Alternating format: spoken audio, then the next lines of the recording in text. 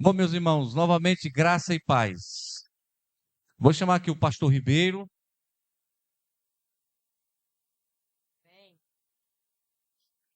Pastor Ribeiro é muito querido nosso. Está mais novo do que eu, graças a Deus.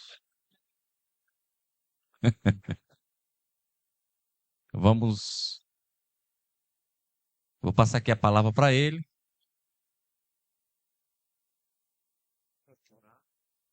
Tá certo. Graça e paz, queridos. Bom dia. É uma alegria imensa estar com vocês, compartilhar dessas boas novas do Pai, essas palavras que temos ouvido, né? Que nos é comum. Eu queria compartilhar um texto com meus irmãos, só ler mesmo, para não tomar muito tempo, em Mateus 11, 27, diz o seguinte: Todas as coisas me foram entregues por meu Pai. Ninguém conhece o Filho senão o Pai, e ninguém conhece o Pai senão o Filho, aqueles a quem o Filho quiser revelar. Cristo para nós era um mistério, e deixou de ser mistério para ser uma revelação, é uma realidade. Nós conhecemos hoje o Cristo crucificado, o Cristo ressurreto, que transformou a nossa vida. Conhecemos aquele que nos incluiu na sua morte e ressurreição, e por meio dessa morte e ressurreição, nós vivemos em novidade de vida. Somos ainda pessoas falíveis, né? Sujeitas a erros, a falhas, mas o Evangelho tem tratado conosco. E eu vejo que as cartas apostólicas, elas são para a igreja, e temos todo tipo de exortação, não é? De correção para a igreja. E temos aprendido esses dias coisas maravilhosas sobre a comunhão, sobre a interação. Creio que os laços fraternais aumentaram esses dias. E nós estamos felizes, podemos rever aqui muitos irmãos que há muito tempo que a gente não via. Eu queria apresentar, se o senhor permitir, né, as caravanas. Posso? A caravana de Aracati, por favor. Levante a mão. Fica de pé, por gentileza. A caravana de... Onde mais? Sobral. Sobral. Muito bem. Louvado seja o Senhor. A caravana agora de onde mais tem aqui? Nós temos de Caucaia. É aqui?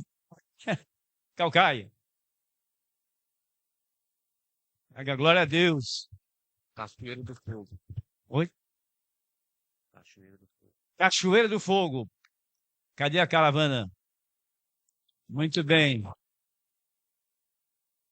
Também nós temos aqui o pastor Romildo. Cadê o pastor Romildo? Campina Grande. Isso, graças a Deus. Fortaleza, capital aí. Pastor Gineton, né? Louvado. E os demais, né? Esqueci de alguém aí? Teresina, isso, não podia esquecer. Estamos aí nessa festa espiritual e vamos orar, dar graças a Deus, né, querido? A independência. Isso. Mais algum lugar? Rio de Janeiro. Tem Rio de Janeiro aí hoje aí? Jaguaribe, pastor. Aí, Francisco. Graças a Deus. Manaus.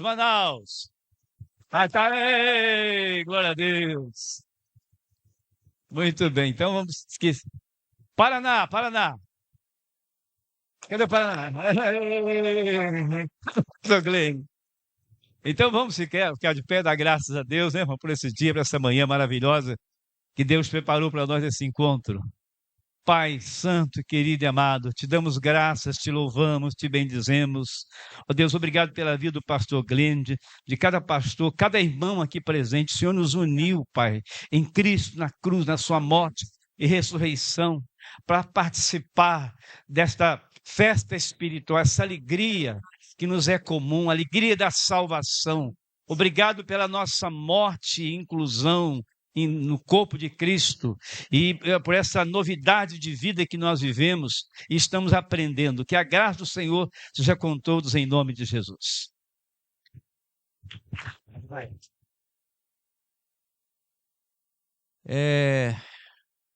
O Senhor tem dado à sua igreja as suas riquezas.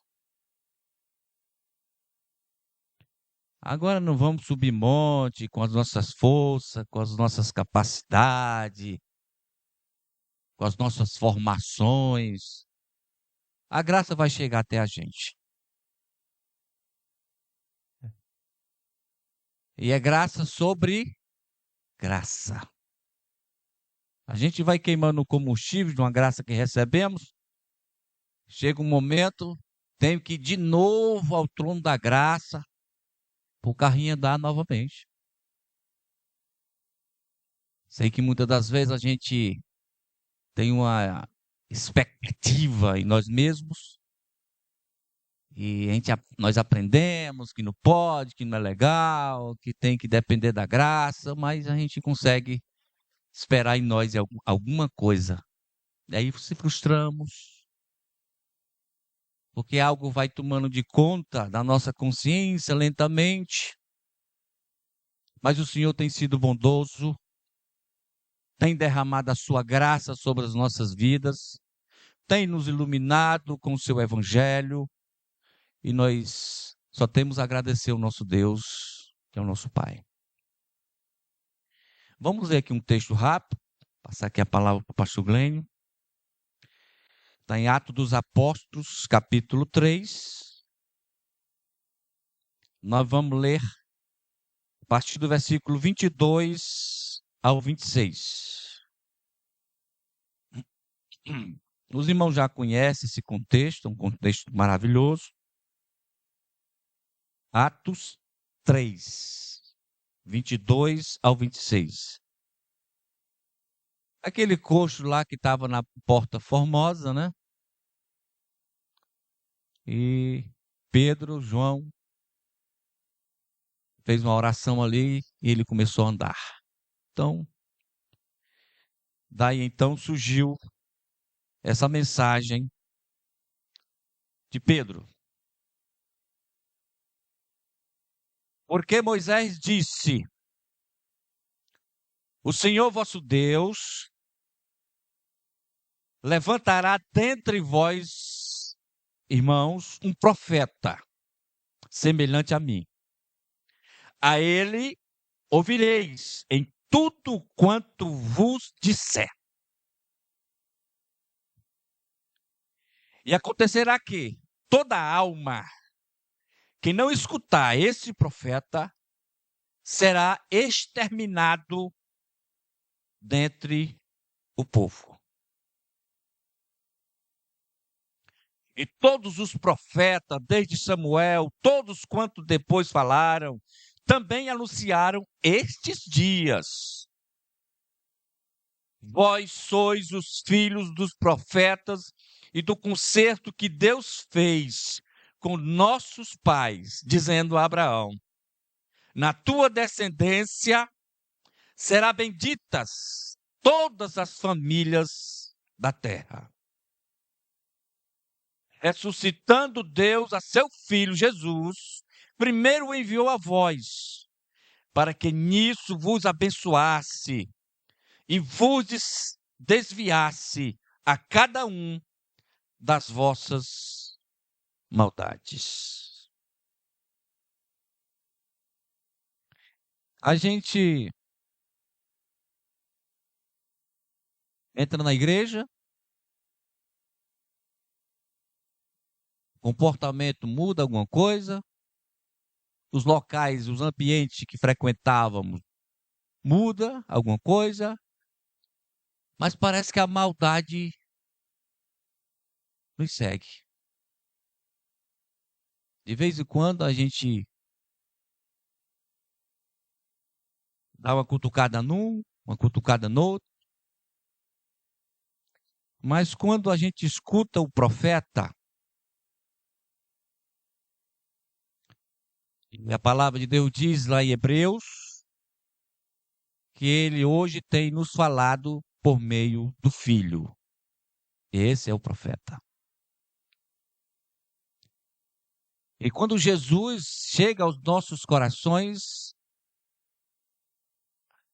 ele vai ter que nos desviar de todas as nossas maldades. São muitas. De vez em quando a gente espeta um. A gente é mal até contra a gente mesmo. Mas quando chega esse Cristo, ele vai esvaziando, tirando, jogando fora tudo o que é mal. Porque a igreja é santa. Ela foi comprada. E o sangue de Jesus tem poder. E nós fomos sentenciados, sim, à morte, para que Cristo tenha todos os direitos, vou usar essa palavra, autorais, de viver em nós. O pastor Glenn explorou muito essa questão, não mais eu, mas Cristo vive em nós. Muitas das vezes é uma palavra que ninguém se acostuma muito com ela, porque nós estamos muito na direção da nossa vida, né? Amanhã eu vou fazer isso, depois da manhã eu farei aquilo outro, na igreja eu vou exigir que faça assim, né? Os pastores é que sofrem muito, né? Porque quando chega um crente com, alguma barganha, algum poder, ele quer exigir alguma coisa, e às vezes a gente que é pastor quer que a igreja seja assim, e o Senhor Jesus Cristo não, e dá não para o pastor, e dá não para os irmãos, e no final das contas a igreja vai caminhar de acordo com a direção do Espírito Santo que está aqui na igreja para dirigir os nossos corações e as nossas almas ao centro da vontade do Pai, ao seu supremo propósito mais elevado. Tirar essa visão nossa, arcaica, visão religiosa, de ficar preocupado com coisinhas, as coisinhas mínimas, os picuinhas dentro da igreja, com as pessoas. Olhar com a visão mais alta. Andar mais alto. Não estou falando de orgulho, não. Eu estou falando de espiritualidade. Como diz Abacuque, altaneiramente. E o Senhor vai nos tratando. Vai nos moldando. Vai colocando a gente no lugar. Isso eu estou falando, como o pastor Glenn já falou aqui, não é do homem velho, não. O homem velho, desculpa a expressão, já papocou. Papocou lá na cruz com linho e tudo. Eu estou falando dessa naturezazinha nossa, que às vezes a gente, quando eu nasci de novo, eu disse, pronto, agora eu sou um anjo. Aí me sentia todo santo, nasci de novo, mas cabecinha, menininho, cérebrozinho desse tamanho. E aí depois eu fui vendo algumas coisas em mim, aí eu fiquei meio confuso, mas o tempo vai passando, o Espírito Santo vai nos dando condição, a gente vai ouvindo outros homens de Deus, mais experientes do que a gente, e a gente vai crescendo na graça e no conhecimento. Aí depois eu disse, não, eu entendi, Jesus é Jesus e eu sou eu. E a gente começa a separar essa questão aí. Mas só para passar aqui a palavra ao pastor, irmãos, acontecerá que toda alma que não escutar esse profeta será exterminado do povo, né? Então, realmente, nós temos que escutar o Filho. E ele usa os seus ministros. Amém? Graça e paz. Palavra com o pastor Glenn. Dormiram bem?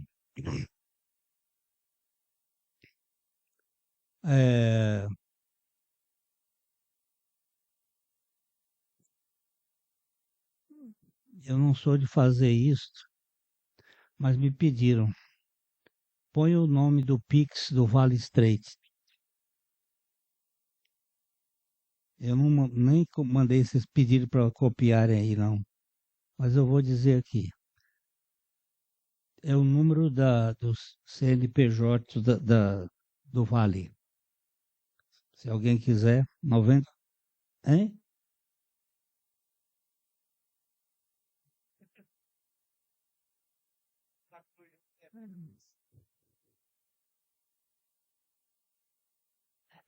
É 39, 869, 929, 1000 ao contrário, 97.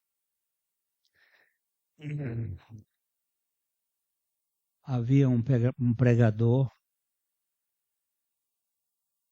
pastor de uma igreja grande nos Estados Unidos, e ele estava cansado, muito cansado. 25 anos pastoreando aquela igreja, ele estava se sentindo exausto. E ele vinha reclamando com Deus. E houve um dia que ele separou para vomitar as suas dores. Sentou lá num canto e disse: Deus, eu estou chateado. Eu estou decepcionado com o Senhor.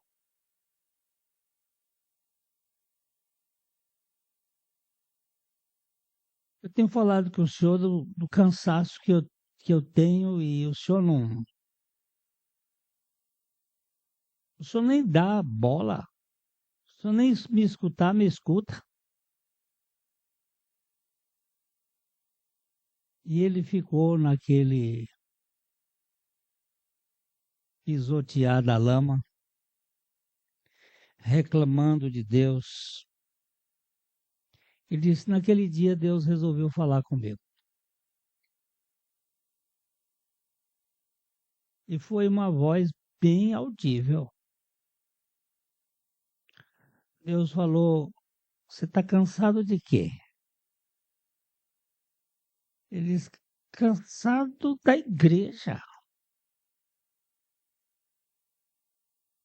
Eu passo dia após dia da semana, ora limpando fralda de crente infantil, que suja por onde passa. Ora esquentando uma madeira para esses que não crescem nunca. Eu fico feito lançadeira de máquina, correndo de um lado para o outro, tentando ajeitar um casamento que está rachando, um empresário que está tomando atitudes completamente equivocadas. Eu estou cansado, Deus, da tua igreja. E Deus virou para ele e disse assim: da minha igreja? Você está cansado da sua igreja. A minha, quem faz sou eu. Sou eu que faço. Eu posso até usar você, mas não é você que faz. Você está cansado porque você tem um ministério. E esse ministério é seu, não é meu. Eu nunca te mandei fazer nada do que você está fazendo. Você faz, bota na cabeça que fui eu que mandei fazer e diz para as pessoas que fui eu que mandei fazer, mas é você que está fazendo. Alguma vez eu lhe disse para você fazer o que você está fazendo? Alguma vez eu falei com você sobre o seu ministério? Você está dizendo que fui eu que disse, mas é você que está. É você que está enchendo a igreja com as pessoas que você acha que fui eu que converti.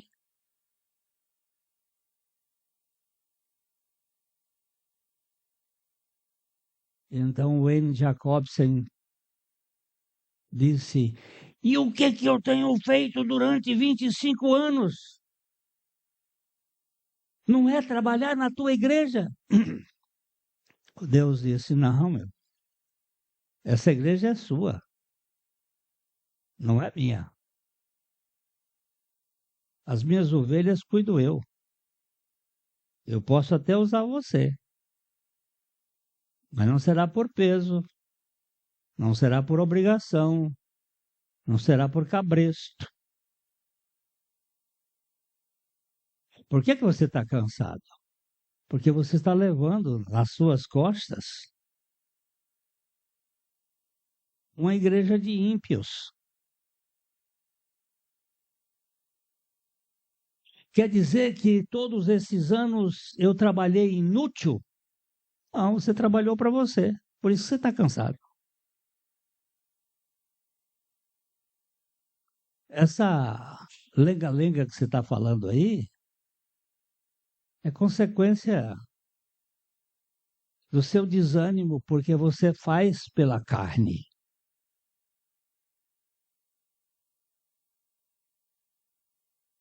E o Wayne disse assim: então 25 anos inútil? E Deus diz: totalmente inútil. Porque a carne para nada aproveita. O que você faz na carne, não sobra nada. E o que é que eu devo fazer então? Ainda falando grosso. Deus disse: assente-se. Olhe para a cruz do meu filho.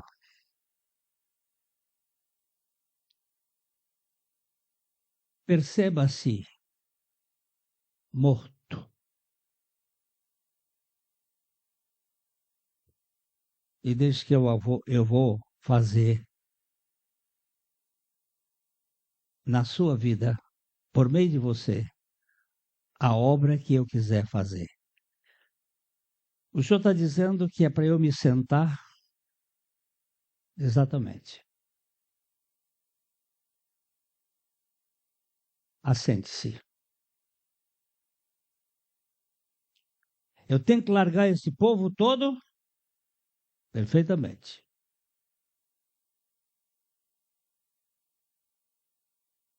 Depois de um tanto de tempo conversando com Deus, Wayne disse que ele pediu perdão por ter sido um obreiro da carne. E disse: de hoje em diante, eu nunca mais vou fazer nada que o Senhor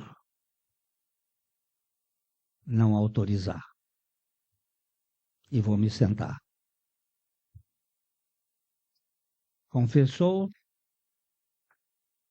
entregou-se e assentou-se. No outro dia, bem cedo, o telefone tocou. Ah, sim. Lá, ele disse assim, o Senhor falou para ele: deixa a sua agenda comigo. Eu vou fazer a sua agenda. Você se rendeu a mim, você confessou, você se rendeu, deixa a sua agenda comigo. Aí, o telefone toca. Pastor Wayne, O senhor poderia vir aqui no hospital fazer uma visita?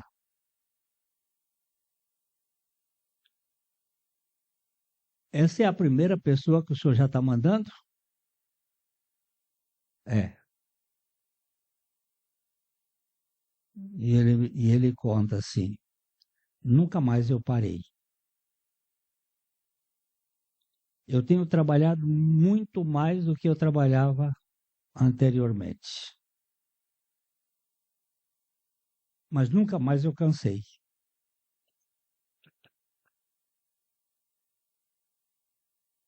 Eu não faço o que eu quero.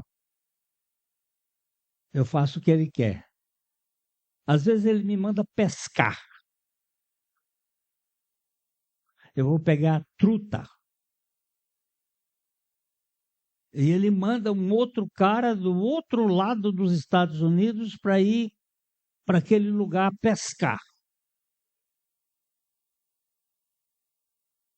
Aí ele me manda me aproximar daquele cara e começar a falar de Jesus. E aquele cara se rende.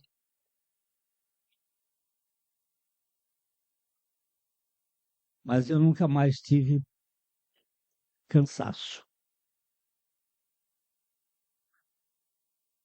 Porque é dele. É por ele. E é para ele que são todas as coisas. Eu também andei nessa loucura de fazer ministério, de querer realizar a obra de Deus, de querer trabalhar para Deus. A gente ouve tanta besteira por aí. Você precisa trabalhar para Deus. Você nunca viu, nunca ouviu que o eterno Deus não se cansa, que ele não se fatiga, que ele dá força ao cansado e que é ele que trabalha por nós. Os deuses dos homens, os homens trabalham por ele. O Deus soberano Senhor trabalha para aquele que nele crê.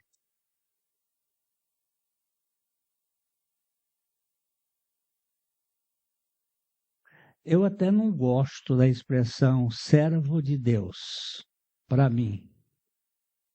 Eu sou servo de Jesus Cristo, mas do Pai eu sou filho, filho amado. E o que eu quero com ele é intimidade, é relacionamento. Com toda a minha fealdade, com toda a minha sujeira, com todo o meu fracasso.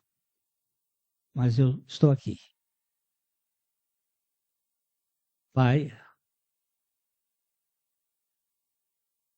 o que é que o senhor tem para hoje? Não tenta inventar. O que é que o senhor tem para hoje? Às vezes não é nada. Mas como nós vivemos num mundo do pragmatismo, se não fizer alguma coisa, parece que foi inútil.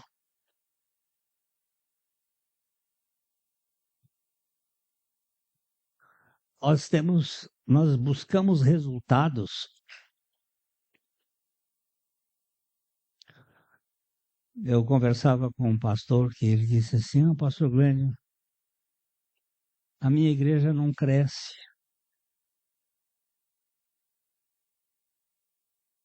Eu só estou com essa meia dúzia de gatos pingados. Eu prego, não sai do lugar.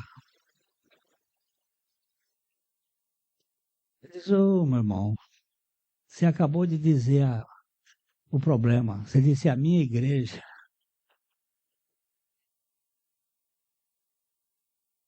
Se a igreja fosse de Jesus, quem sabe ela crescesse. Mas ela é sua.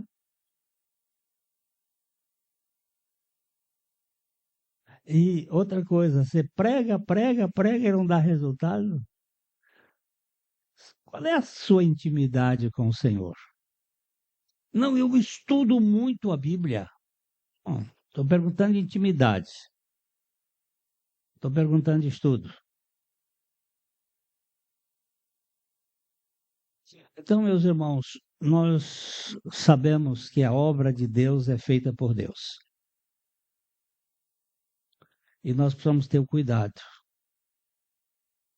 de olhar se esse ativismo não é fruto dessa cultura.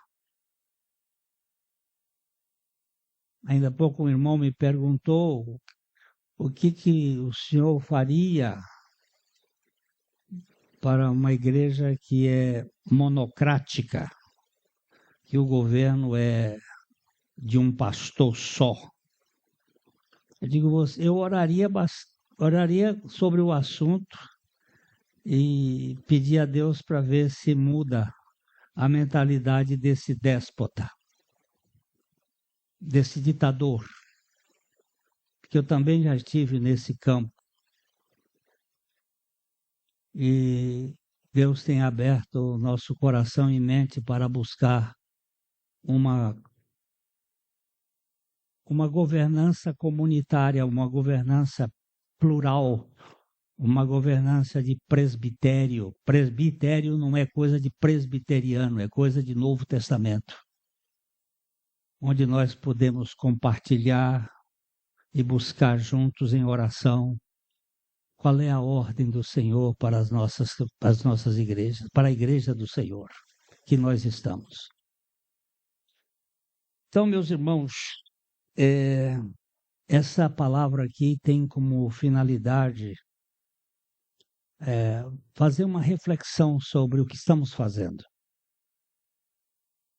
O Andy Jacobsen, ele disse que os resultados do ministério que ele está envolvido, ele triplicou o número de atividades e ações aumentaram, mas o cansaço diminuiu, acabou.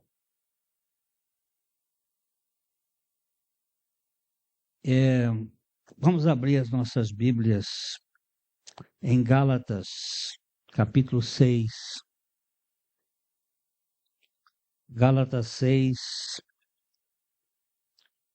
11 a 17.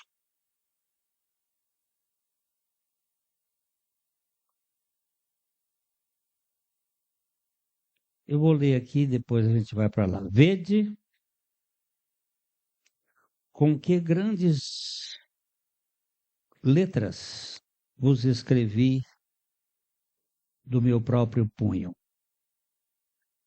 Todos os estudiosos do Novo Testamento afirmam que aqui se trata de a revelação do apóstolo Paulo do problema que aconteceu com ele no caminho de Damasco, onde ele foi atingido por uma luz fulgurante, mais potente do que o sol, e que isso, mesmo depois que ele veio a ter as escamas caídas dos seus olhos lá na casa do Ananias, ou com o encontro com Ananias, ele passou a ter este problema nos olhos. Alguns até acham que esse era o espinho na carne de Paulo, porque ele passou a ter olhos repugnantes e purulentos. Essas são suposições baseado na própria carta do Gálatas, que ele diz que eles poderiam arrancar os seus olhos para dar outros olhos para Paulo, mas ele estava avariado com a sua visão.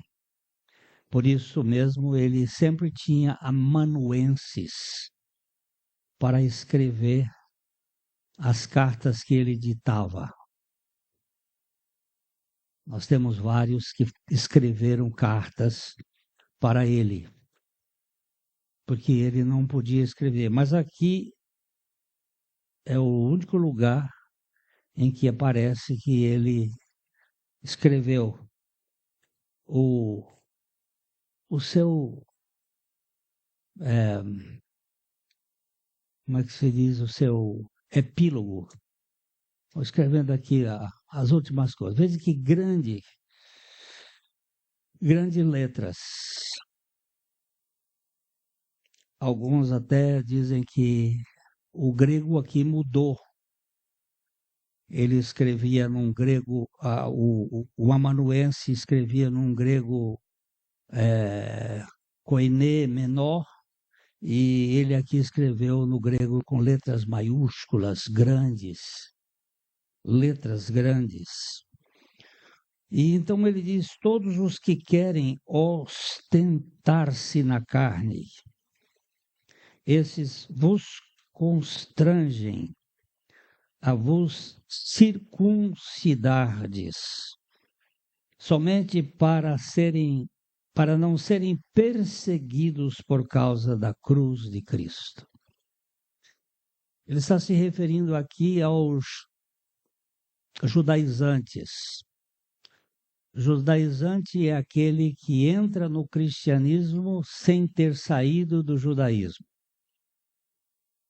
Ele traz a cultura judaica e acopla o judaísmo com o cristianismo. Nós precisamos trazer do Velho Testamento a cristologia, o que fala de Cristo, e não a cultura judaica. Esse odre velho acabou.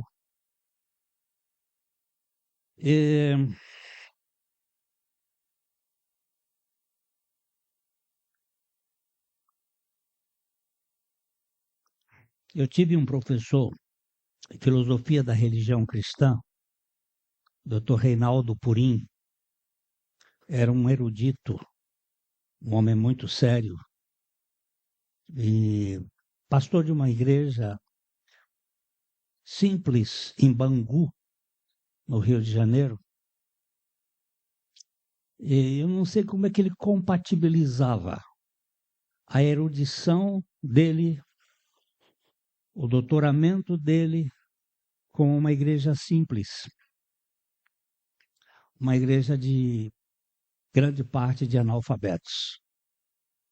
Mas um homem muito sério e muito coerente, que falava um português perfeito, com uma teologia muito boa, simplicidade, mas com profundidade. E um dia nós estávamos numa aula e ele disse assim: nós estamos no começo da interpretação do cristianismo. Isso era 1969. Nós estamos no começo da interpretação do cristianismo. E eu disse: professor, por favor, explica essa sua afirmação. E a campainha tocou. Ele disse: bem. Outra ocasião nós vamos conversar. Tocou a campainha. Mas o senhor dá uma afirmação dessa? Nós estamos no ano de 1969 e o senhor diz que nós estamos no começo da interpretação do cristianismo? Bem, a campainha tocou. E era a última aula da manhã. Saímos todos. Eu digo: mas não, eu não vou ficar quieto. Quando foi, ele tinha a sala de estudos dele lá no seminário. Ele almoçava lá no seminário, depois ele dava um cochilo e ia para a sala dele. Às 2 horas ele já estava lá. Eu, bem, quem é? É o Glênio, professor. Pode entrar. Eu disse, eu queria que o senhor me ajudasse, que eu estou perplexo. Depois de quase 2000 anos de história, o senhor está dizendo que nós estamos no começo da interpretação do cristianismo? Aí ele tinha esse hábito de botar as mãos aqui e ficava assim, batendo. Ele disse, bem, bem, bem, você quer pensar com a minha cabeça ou com a sua? Não, o senhor me provocou, então procure estudar. Quem come prato feito é preguiçoso. Aí eu comecei a cutucar. Ele disse, bem, bem, vamos fazer perguntas. Vamos fazer o método socrático, a maiêutica. A mãe do Sócrates era parteira. E a maiêutica significa dar à luz. E o Sócrates não respondia perguntas, ele fazia perguntas. E o aluno tinha que responder. Ele, bem, bem, o cristianismo surgiu quando? Ele disse, bem, ele surgiu depois da morte e ressurreição de Jesus. Bem, bem, mais precisamente no Pentecostes. Digo, é verdade. E de onde o cristianismo veio? Bem, o cristianismo veio do povo judeu, começou com o povo judeu. Bem, bem, ele veio do povo judeu. E o que aconteceu? Que deu o odre novo. O Senhor disse que não se põe vinho novo em odre velho. Cadê o odre novo do cristianismo? Quando os cristãos saíram de Jerusalém, começaram a ir para Samaria e depois foram para a Europa, mas o judaísmo não saiu de dentro deles. Eles estavam sempre querendo as coisas da sombra. Aí ele foi me botando e eu disse, mas na época das perseguições nós tínhamos um cristianismo das cavernas, não é, professor? Sim, sim. E aquele cristianismo das cavernas, das catacumbas, ele tirou um pouco daquela, muito pouco. Mas o judaísmo continuou dominando, o sacerdote continuava sendo sacerdote. E os pastores viraram sacerdotes, comandantes de comunidades, em vez de ser apenas servos, eles são judeus religiosos. E ele foi me empurrando, ele disse, mas não houve uma melhora? E, bem, o que aconteceu com Constantino? O Constantino fez com que o paganismo entrasse na igreja, bem, e aí surgiu o quê? É comprido, eu vou parar um pouquinho. Surgiu o catolicismo, e de onde nós saímos? Saímos do catolicismo. E quando foi que o catolicismo saiu de nós? Continuamos católicos. Aquele velho quase me fez entrar em parafuso. Mas o velho estava certo. O velho estava certo. O cristianismo continua sendo judaico-pagão. Há uma mistura, um caldeamento.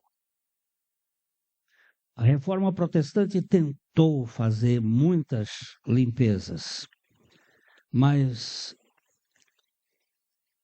nós continuamos circuncidando, não o prepúcio, mas os costumes, os hábitos e costumes do povo, sem a cruz de Cristo. É com cursos de aperfeiçoamento, com cursos para tentar liberar, seja no campo da psicologia, da antropologia, da sociologia, nos seminários, nas igrejas, nas escolas, tentando melhorar. Em 2005, ele era jovem na época, ele vendeu o que ele tinha aqui no Brasil, foi para o Paraguai. E começou a comprar terra no Paraguai. E comprava terra a $10 o hectare. Como ele tinha muito dinheiro aqui, ele comprou muita terra lá. E se tornou um homem bem ativo e ele pegou 4 pastores brasiguaios e colocou no trabalho de evangelização dos empregados e das pessoas na periferia dos seus trabalhos, porque tinha muita gente. Um tempo depois, mataram um dos pastores. 3 meses depois, a filha desse pastor se suicidou. E os 4 pastores entraram em depressão. E ele me liga e diz assim: Glênio, você poderia vir aqui no Paraguai dar um curso de capacitação para esses 4 pastores? Eu disse: você está doido, rapaz? Onde foi que você já viu homem capacitar homem para o reino de Deus? Nós não podemos capacitar ninguém, quem capacita é o Espírito Santo. O que eu posso fazer é ir aí e perguntar para eles para onde eles estão olhando. Para onde eles estão olhando? Ele disse: então você vem. E ele mandou as passagens, eu fui para Assunção e me reuni com 4 pastores e mais 2 nativos, 2 pastores nativos. Durante uns 4 dias, nós perguntamos: aonde você está tirando as suas pregações para o povo? Como vocês estão tirando as suas pregações para o povo? E nós ficamos 4 dias abrindo a Bíblia juntos. No outro ano, eles montaram um encontro de 153 pastores. O número é bem engraçado, 153. O número dos peixes da última pescaria lá com Jesus. E nós sentamos com aquele povo. Para onde vocês estão olhando? Para onde vocês estão olhando? Porque a Bíblia diz assim: olhai para mim. Vamos botar esse texto aí, Isaías 45, 22. Depois eu vou voltar para cá. Isaías 45, 22. Olhai para onde? Para mim. E sede.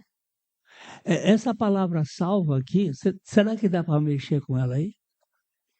Ó. Vamos lá, pode subir. Ó. Tá saindo em inglês. Não, pode subir mais. Vamos ver se sai em português. Bora. Não subiu mais não? Subiu mais não, só está saindo em inglês. Então tem que verificar isso aí.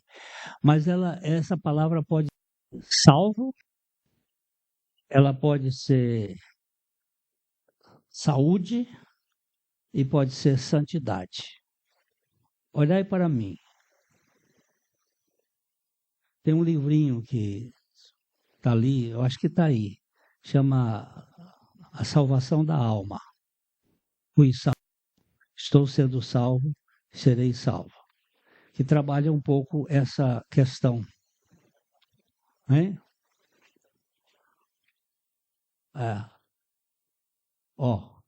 Uma raiz primitiva, depois salvar, ser salvo, ser liberto, ser liberado, ser salvo, ser liberto, ser vitorioso, salvar, libertar de problemas morais, dar vitória. Olhai para mim.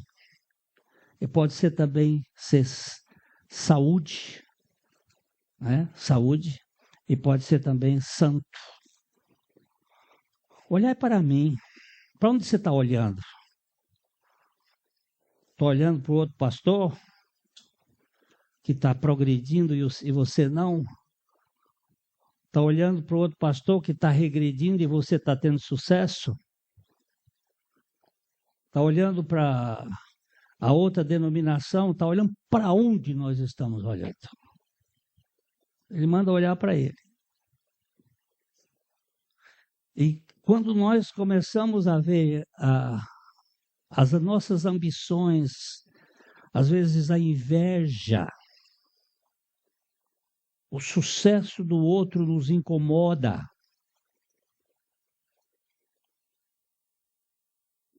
E o fracasso do outro nos põe numa posição de orgulho.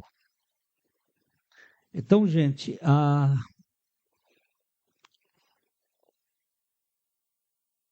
as atitudes nossas com relação à vida da igreja, muitas vezes é desastrosa. Voltando para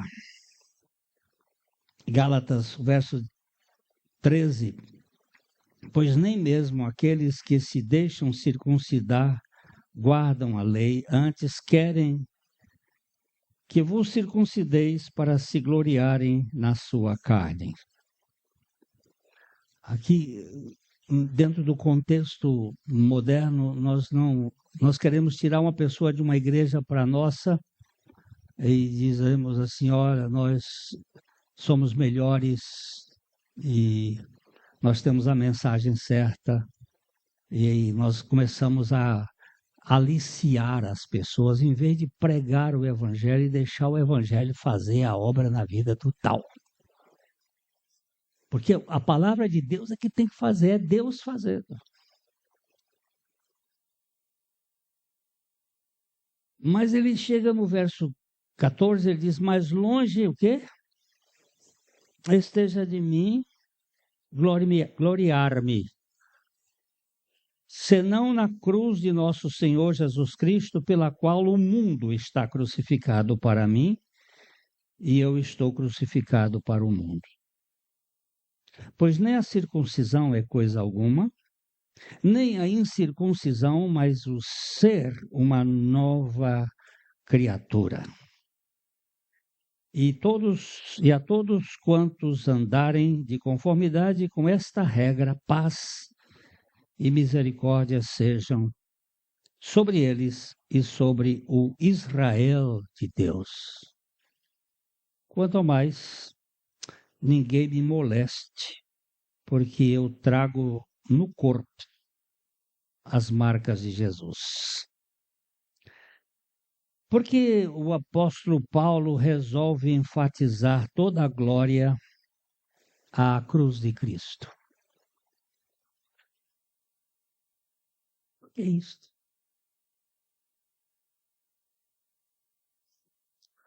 A cruz era um instrumento de tortura dos mais infames, dos mais cruéis e vilipendiosos que havia naquele tempo de Paulo. E porque ele a vê como glória de sua vida. É estranho dizer que ele se gloriava numa coisa tão perversa. Eu li um trabalho de um médico que descreveu que era uma crucificação. Os efeitos sobre o corpo e sobre os que estavam participando daquele ato. É uma coisa horrorosa. E o que Paulo acha de vantajoso? O que ele acha de valor na cruz de Cristo? Quando o apóstolo enaltece a cruz, não pensou simplesmente no madeiro. Muitos dão grande importância à figura da cruz. Carregam nas roupas, nas correntes ao pescoço. Eu tinha uma cruzinha que eu usava quando eu usava paletó, no tempo que eu me vestia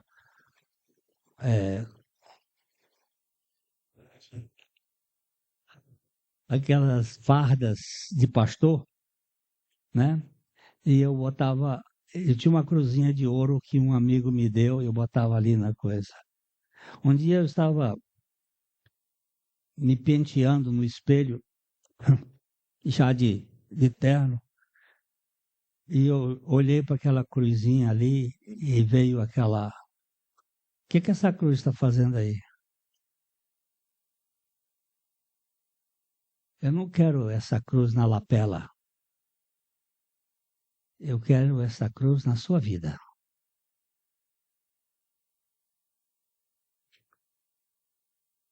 Arranquei e depois pedi ao Paulo de Gueus, um Orives, para fazer um brinquinho para minha filha, alguma coisa lá. Não é essa. Essa cruz externa, ela pode até representar o cristianismo, mas é a cruz interna.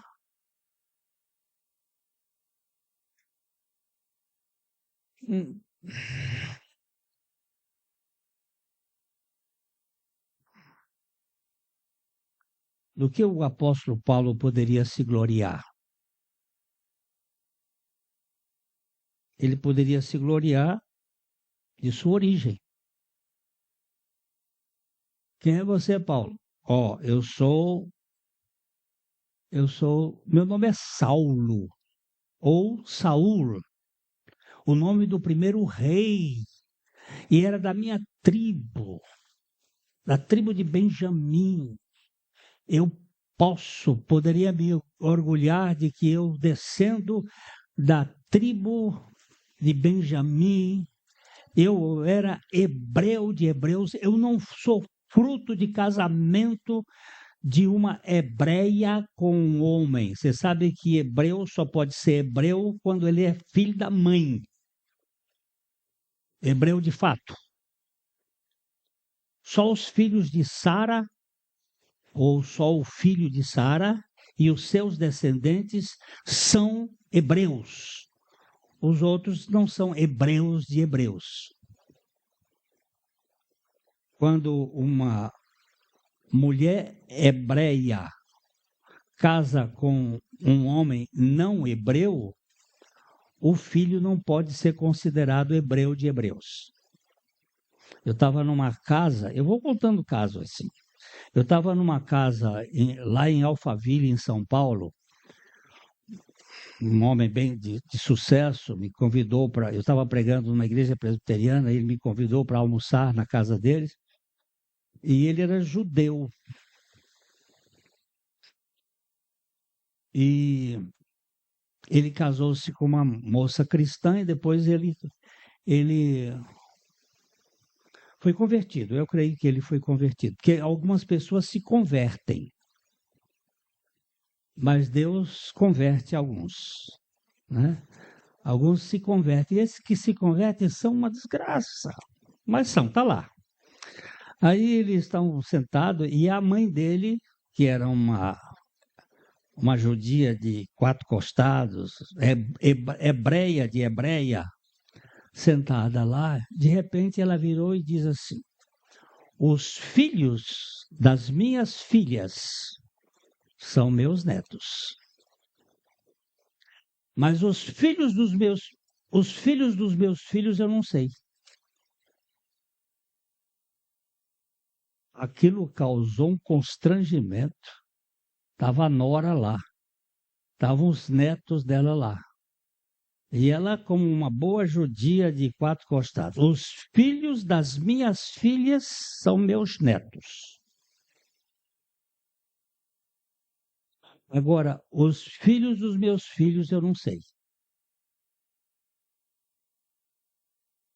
Aí ele disse: mãe, apesar de você não saber, os meus filhos são meus filhos, não são filhos do vizinho.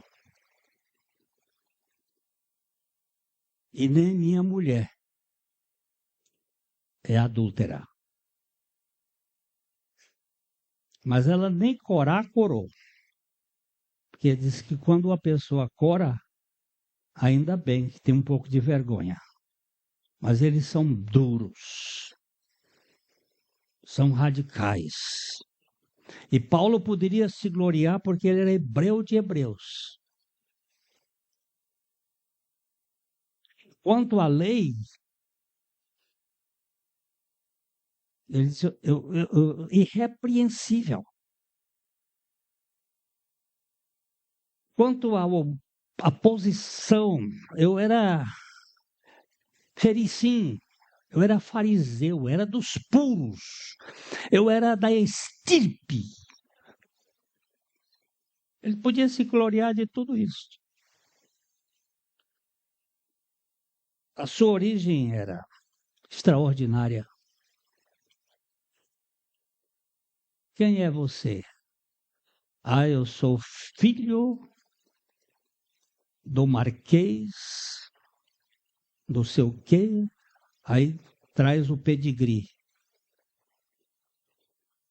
Tem muita gente que se orgulha. Eu sou da família nobre. Que beleza. Vai para a sepultura? Vai. Vai feder?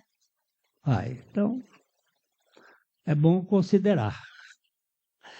Paulo também podia se orgulhar da erudição de sua educação religiosa. Ele diz assim: eu sou judeu, nasci em Tarse da Sicília, mas criei-me nesta cidade e aqui fui instruído aos pés de Gamaliel, segundo a exatidão da lei dos nossos antepassados, sendo zeloso para com Deus, assim como todos vós o sois no dia de hoje. Quem é você? Eu sou doutor em divindade,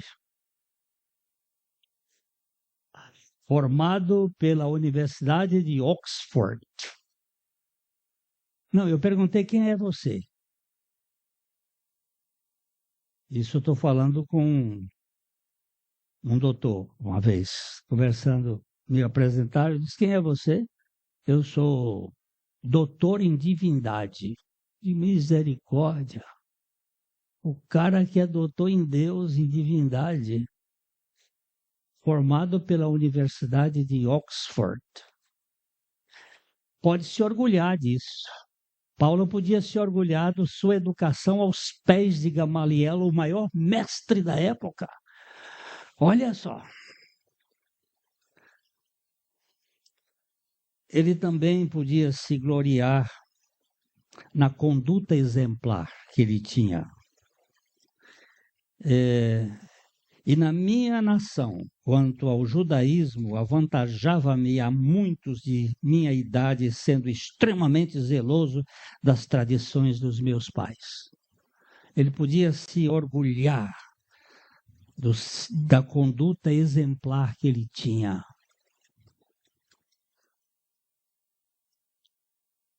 Ele também podia se orgulhar de suas revelações. Conheço um homem que há 14 anos, se no corpo ou fora do corpo, não sei, foi arrebatado até o terceiro céu e ouviu coisas inefáveis que não são lícitas de ser contadas aos homens.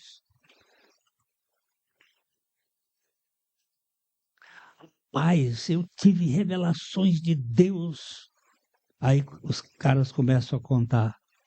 Ele podia fazer tudo isso, mas de que ele vai se gloriar?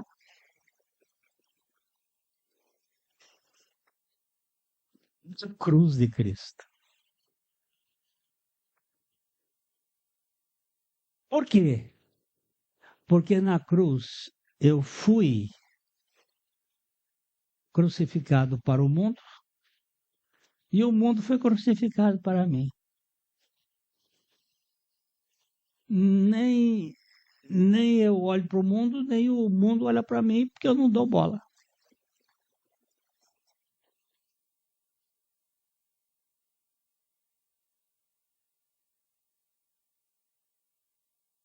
Vocês têm tempo ou não?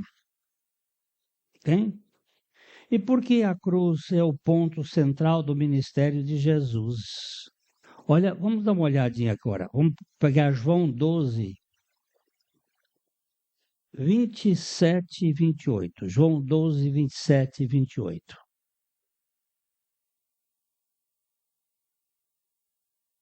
Agora está o quê? Angustiada a minha alma. E que direi eu?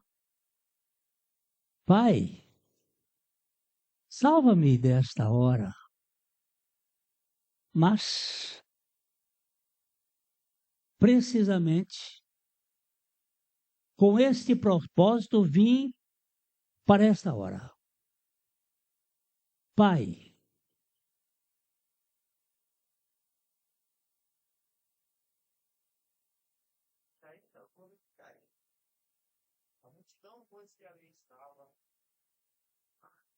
vamos até aqui, até eu glorificarei.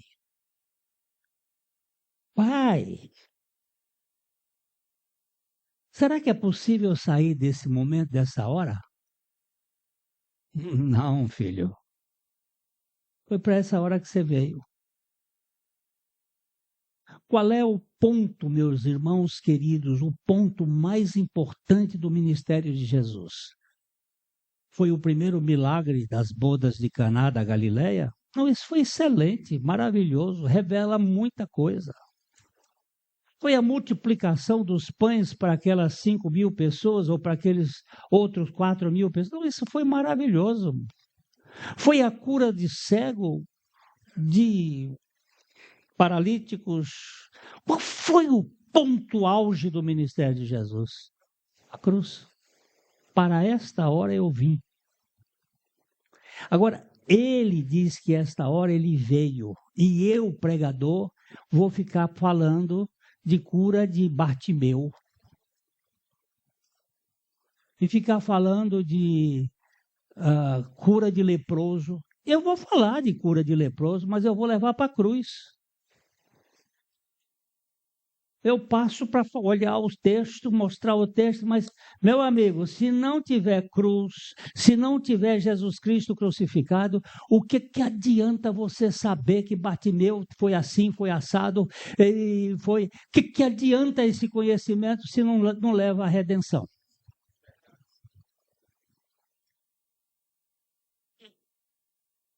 Se me deixa dentro da igreja com um ensoberbecimento que é insuportável.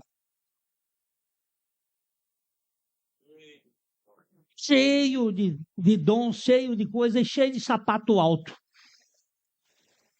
Uns pigmeus morais, mas portando-se como se fossem gigantes. O que adianta isso? Quando você vê o Senhor do céu se acocorando e lavando o pé, você diz assim, mas é desconcertante. Ó, 4 vezes os discípulos perguntam quem é que é o boss. Boss em inglês é o quê? É o chefe, é o, é o principal. Quem é o que vai mandar aqui nesse negócio? Aí Jesus bota uma criancinha no meio deles. Ah, vocês têm que virar isso. Você tem que virar uma criancinha dessa. E aí, outra vez, eu quero sentar à direita, eu quero sentar à esquerda, lá no teu reino. Eu quero ser ministro da Fazenda, eu quero ser ministro da Justiça, quero ficar lá contigo. Aí Jesus diz assim, olha, o reino desse mundo é assim. Os maiorais desse mundo são desse jeito, mas entre vocês não pode ser assim. Quem quiser ser grande, seja o que sirva. Aí depois, mais adiante, já perto da crucificação, aí quem é que vai ficar aí no lugar? Quem é que vai? Jesus, meninos, sossega, fica quieto. Mas quando chegou a 4ª vez, ele foi lá na ceia. Ele pega uma bacia. Quem pegava a bacia era o escravo de 3º grau. Era o escravo mais baixo. É o escravo sem nenhuma qualificação dentro da casa. Enrola uma toalha na cintura, remove a sua capa, envolve uma toalha na cintura e acocora para lavar pé. Você imagina a cena. Pensa na cena mais bizarra. Uma vez eu estava voltando do Piauí, passei em Barreiras. Naquele tempo, Barreiras era muito pior do que... Não, agora ela está boa, uma cidade... Mas a rodoviária de Barreiras, pensa numa rodoviária porca. Aquilo dava descarga, saía por cima, e a natação. Eu entrei na rodoviária e eu disse, não, meu Deus, isso não dá. Fui numa casa do lado e disse, senhora, me perdoe, mas eu precisava usar o banheiro ali na rodoviária, mas não dá. A porcaria é demais. Ela disse, não, senhor, entra aqui. E me cedeu o banheiro dela para eu usar ali. E eu fiquei sair dali, eu disse assim, imagina a Rainha Elizabeth com a bacia, com água, um rodo, limpando a rodoviária de Brasília, de Barreiras. Imagina ela lá.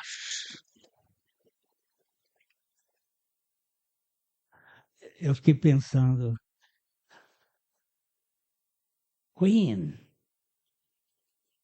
Queen Elizabeth, limpa a rodoviária de Brasília. Não cabe. Mas Barreiras. Mas Brasília também pode ser, porque lá tem outra sujeira. Aí você vê o meu Senhor, meu Salvador, o Criador do universo, o Senhor de tudo. Eu estou com o joelho meio ruim, mas vou baixar aqui.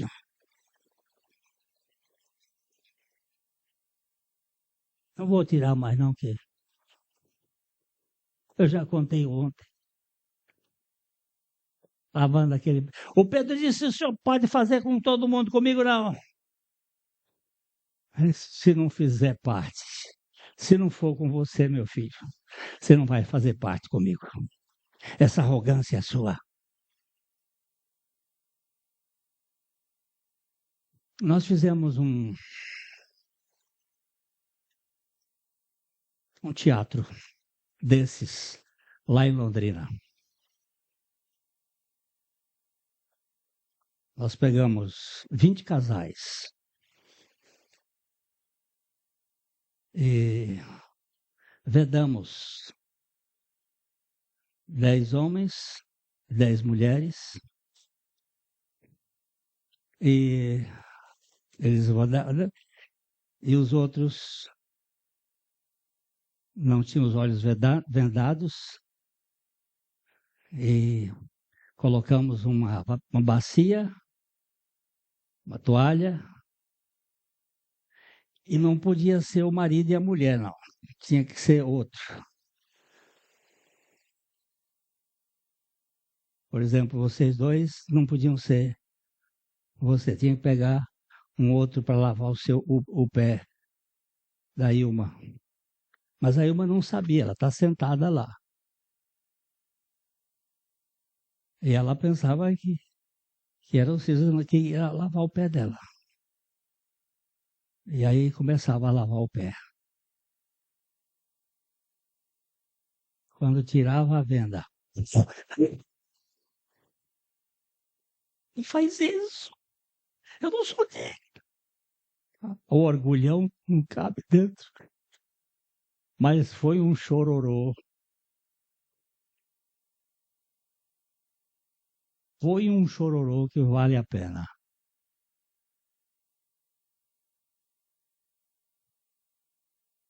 Porque Deus quer nos desconstruir totalmente. Tirar totalmente Glênio. Para que ele venha habitar aqui. Mas é desconcertante.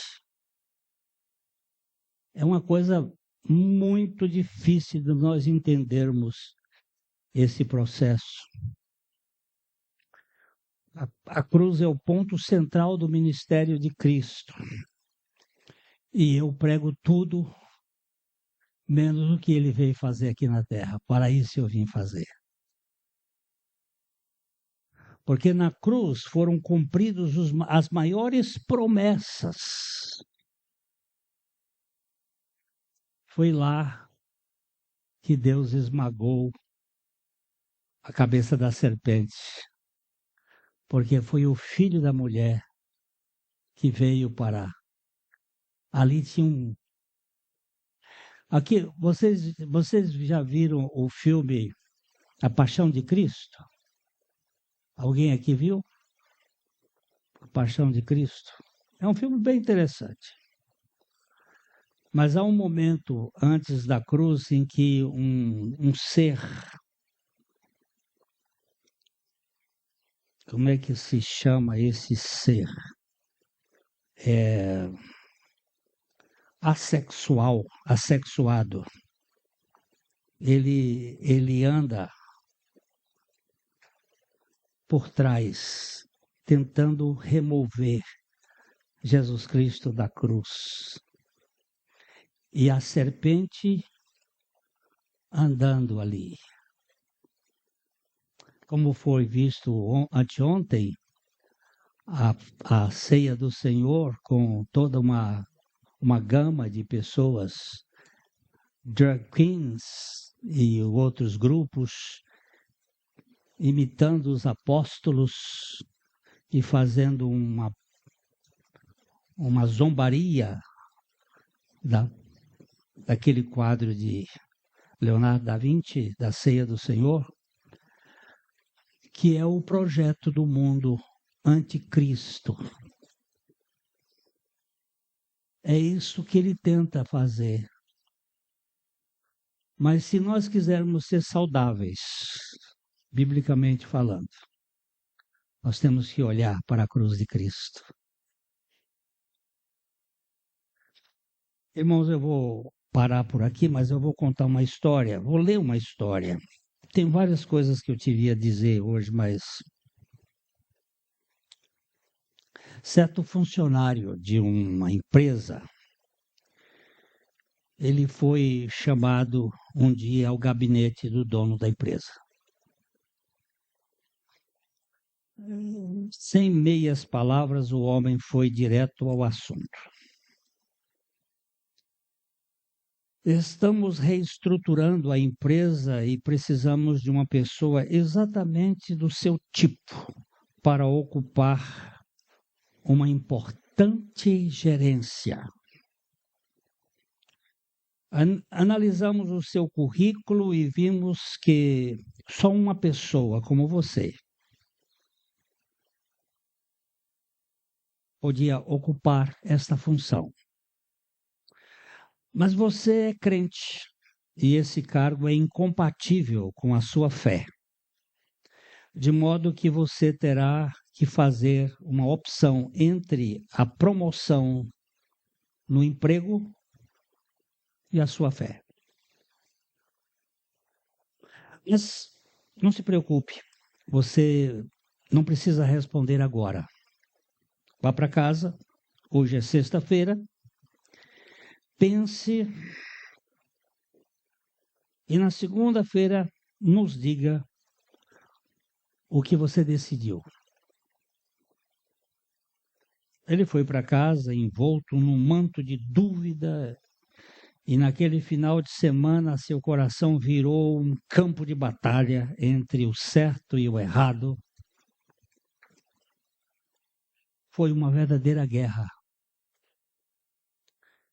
Na segunda-feira, lá estava ele na empresa, já ansioso por encontrar com o dono, que logo que o encontrou, perguntou-lhe a queima-roupa: e aí, qual a sua decisão? Acho que vou aceitar a proposta que o senhor me fez. O patrão nem levantou a cabeça. Então vá imediatamente ao departamento de pessoal. Você está despedido. Mas, patrão, foi o senhor mesmo que me fez a proposta. Sim. Mas, na verdade, estou procurando alguém de absoluta confiança para ocupar esse cargo. Se você não foi capaz, se você foi capaz de tão rapidamente trair a sua consciência de fé, quem me assegura que mais rapidamente ainda não trairá a empresa?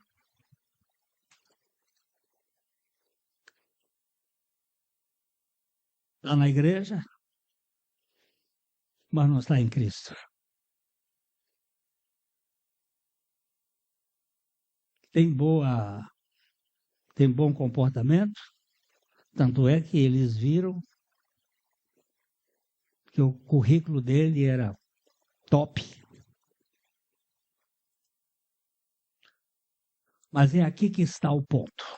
Você se gloria na cruz de Cristo para dizer assim: nela eu estou crucificado para o mundo e o mundo está crucificado para mim. Se eu tiver que ser despedido, vai ser para a glória de Deus. Esse é o cristianismo de verdade. O resto é fake. Não tem nada de verdadeiro. E nós precisamos fazer esse exame na vida da gente. Que cristão eu sou? Aquele que não quer ser martirizado, mas se for martirizado, serei martirizado para a glória de Deus. Alguém me perguntou, pastor, o senhor tem medo da perseguição? Eu digo, eu tenho. Eu tenho receio da perseguição. Eu sei que a perseguição ela virá e eu tenho receio das dores e do sofrimento. Mas eu prefiro ser martirizado do que ser um falso.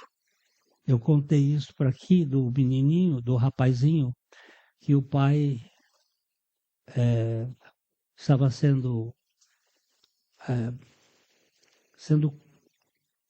contestado sobre a sua fé e os bandidos puseram, dizendo, vamos matar o seu filho, e começaram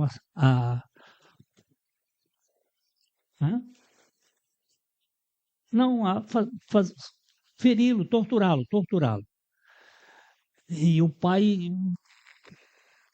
em desespero, e o menino disse assim, pai, se você abdicar da sua fé, você será um traidor. E eu não quero ser filho de um traidor. Eu prefiro morrer. Eu imagino, porque se fizesse isso com meu neto, meu filho já é grande.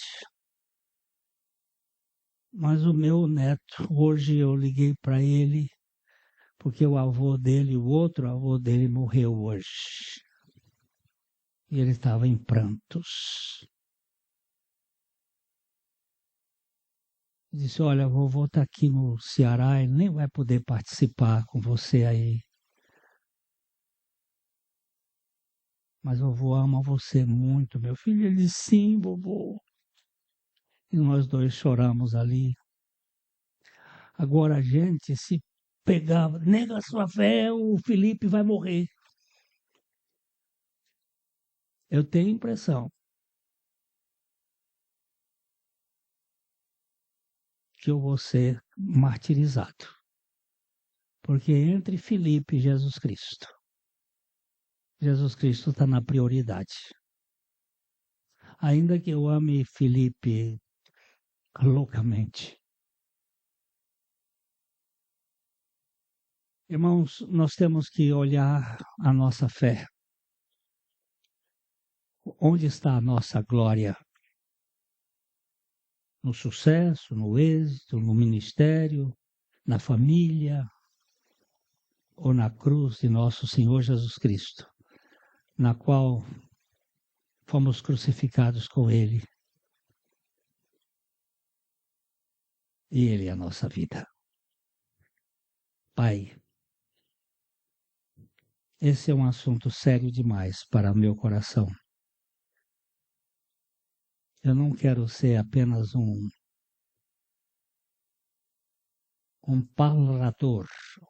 falador,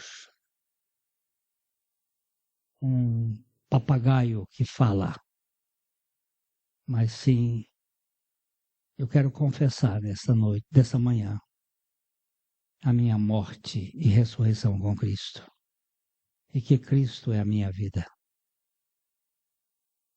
E tu fazes isto na vida de todos aqueles a quem tu deste para Jesus, para que vivamos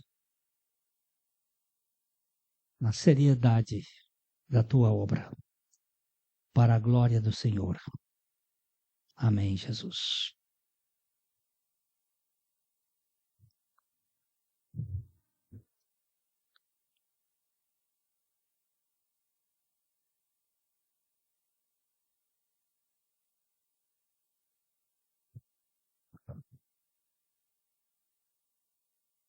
Isso.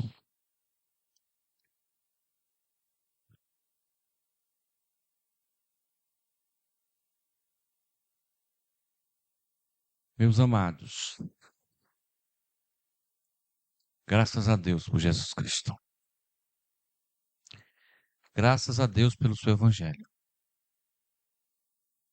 E nós vamos diminuindo, ele vai crescendo, e a glória dele vai se manifestando. Eu queria pedir aos amados que fizessem um esforço, esforçai-vos para estar aqui 7 horas. A gente começar 7 horas. Eu vou conversar com a minha equipe aí, para poder a gente não se atrasar e começar às 7 horas. Ok? Eu vou chamar o pastor Marcondes. Me deu uma arranhada aqui de manhã, mas eu já perdoei. Já está perdoado.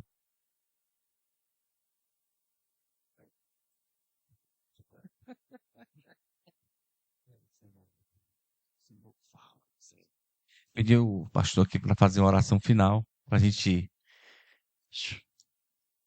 comer. Glória a Deus.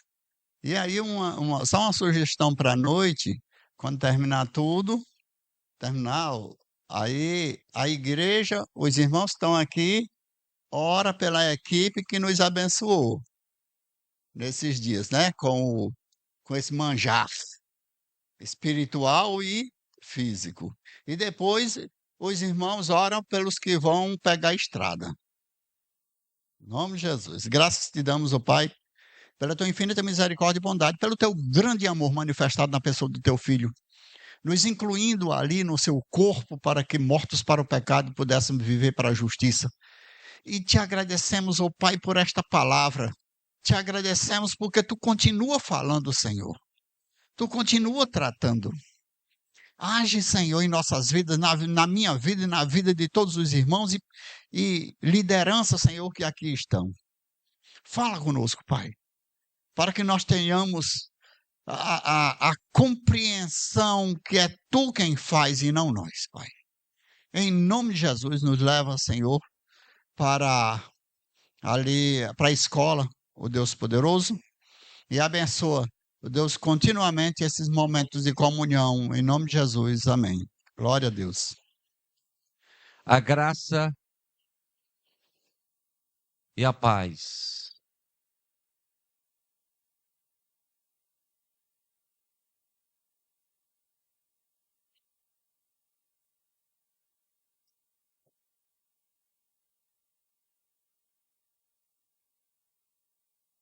Sim, vamos tirar uma foto. Os irmãos ficam aí sentadinhos aí, e depois fica.